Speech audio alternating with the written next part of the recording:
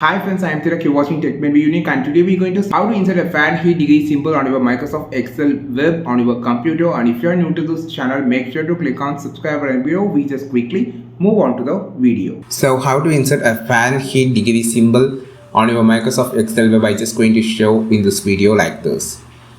So if you are just going inside the insert option, there is no insert symbol option or special character option present here. So instead of that, you can use your keyboard shortcut. So here the keyboard shortcut was you just need to type as you just might need to press Windows key with a dot symbol.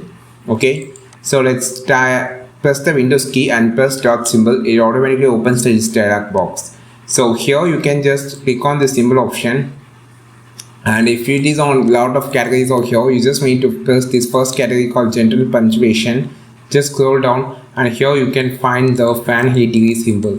This is how you just insert Fahrenheit degree symbol.